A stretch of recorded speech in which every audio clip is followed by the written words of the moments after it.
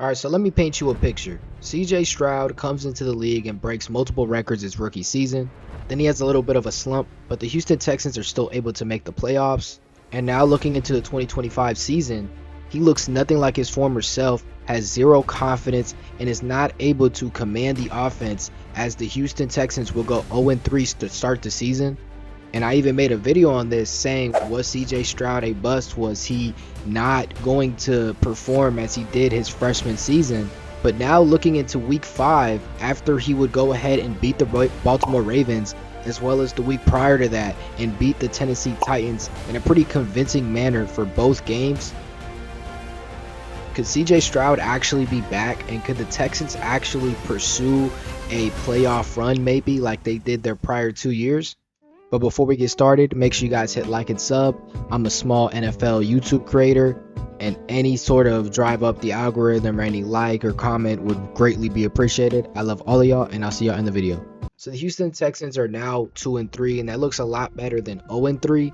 And I'm fully aware that they did beat teams that, the Tennessee Titans are the worst team or one of the worst teams in the league. Whether you think the Jets are better than them, it's really up to you. And the Baltimore Ravens do have like 8 players out on defense, but at the end of the day, when you look at CJ Stroud and how he was playing his previous games, even against teams that weren't that good, he just looks like a completely different player now as opposed to the first 3 games of the season.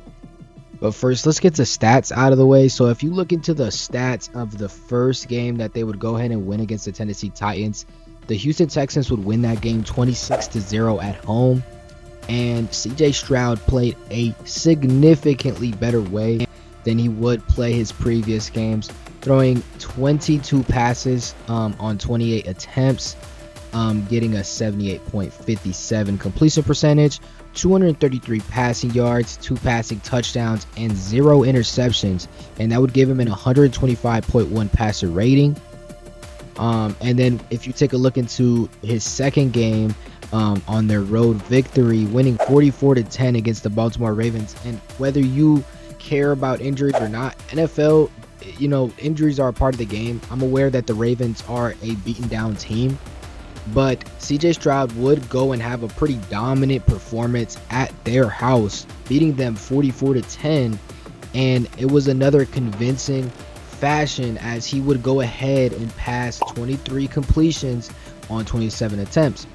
And that would give him an even higher completion percentage at 85.2%, and would give him 244 passing yards and 4 passing touchdowns, giving him an overall 143.9 passer rating.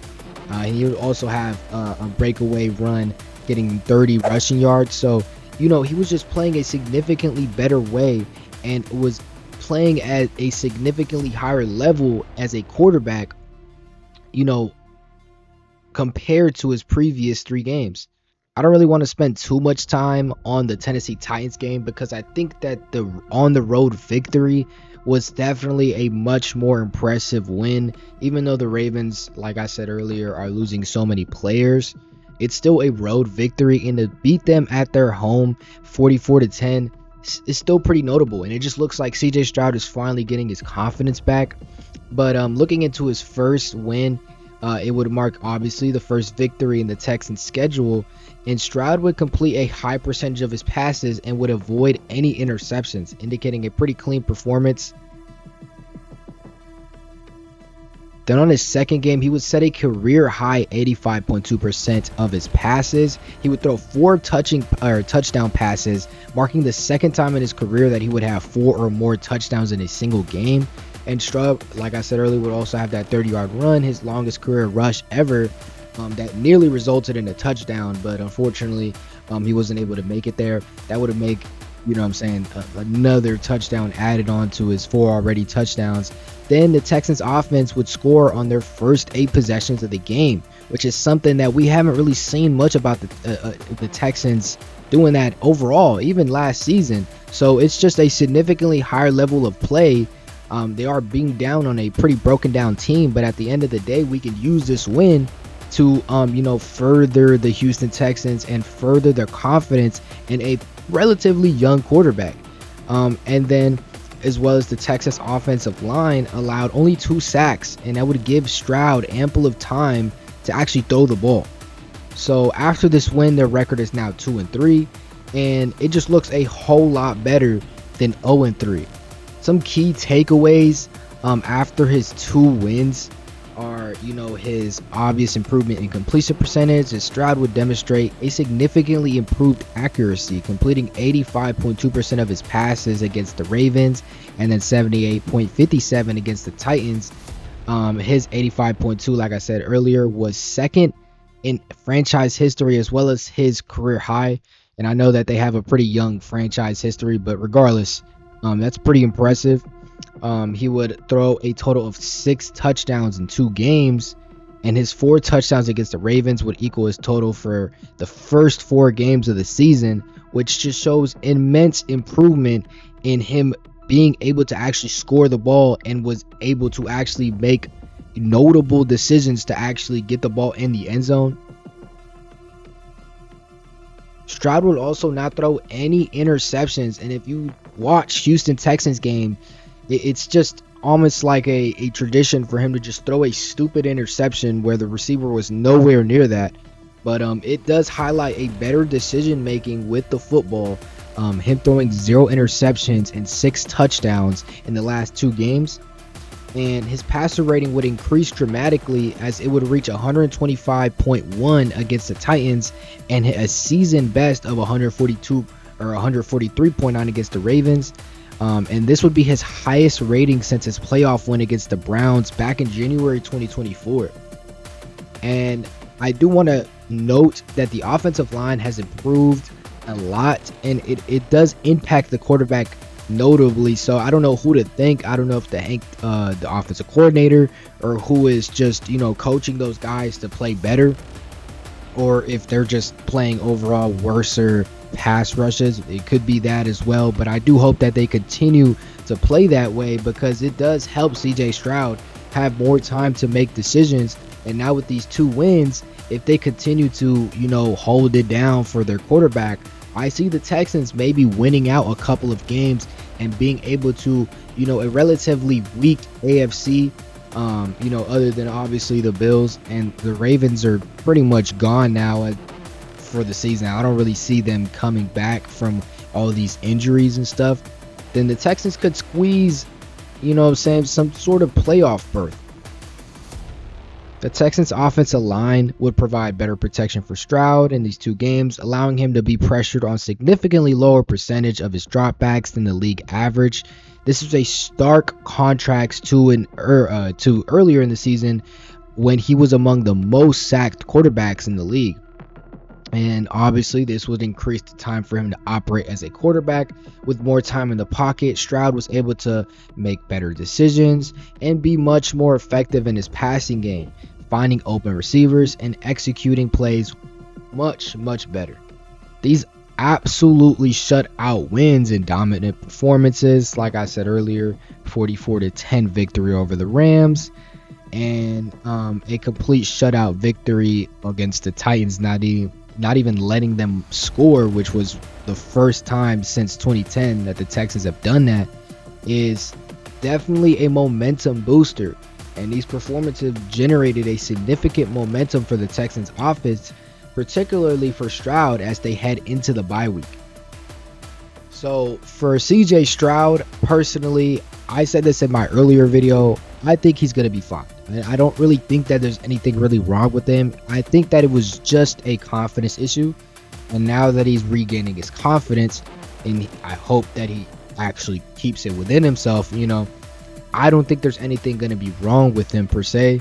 But I do think that with the Texans this season in particular, their remaining schedule is one of the hardest schedules in the entire league. I mean, if we, go past the bye week in week 6, they have the Seattle Seahawks week 7, they have San Francisco in week 8, they have Denver Broncos in week 9, they have Jacksonville in week 10, then they have the Titans again in 11, then they have the Buffalo Bills, then they have the Colts in week 13, then they have the Chiefs in week 14, and then they have the Cardinals in week 15, then they have Las Vegas in 16, then the Chargers in 17th, and then they end the season against the Colts.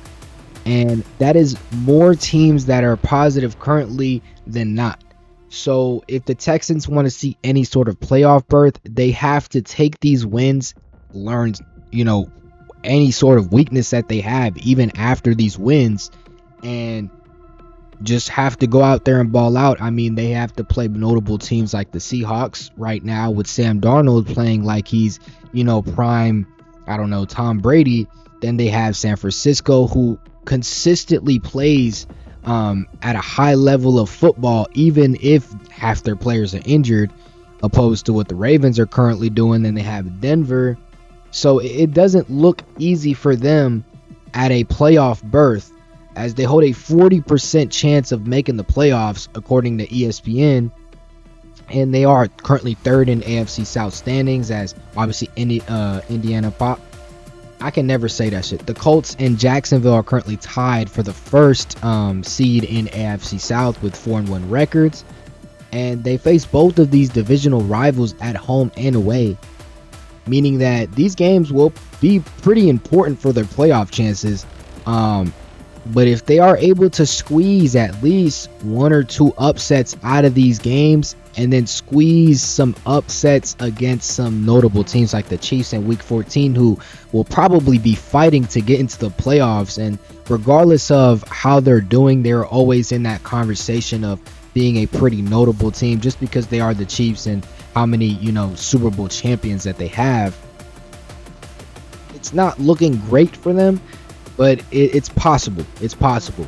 As for CJ Stroud, I think that he is totally fine, especially now with, the recent help by his offensive line. And if they continue to do that and have some shutout victories against some other teams with that defense, I think that they're going to be A-okay. Do I think they're going to make the playoffs this year? 50-50. But yeah, let me know what you guys think, and let me know if you guys think that CJ Stroud is a top 15 quarterback. I personally do believe that he is. I think he's around that area, and I do think that he can be a level of like Jaden Daniels level type of player. Or, like a, even bring him higher than that, maybe like a Justin Herbert level player, if he just gets his shit right, and I think he will. We have to remember that this guy is around like 23, 22 years old. So, he has a lot of time to grow and progress. But I'm going to see you guys in the next video. Make sure you guys hit like and sub. Twin Beam loves all of y'all guys, and I'll see y'all later. Bye.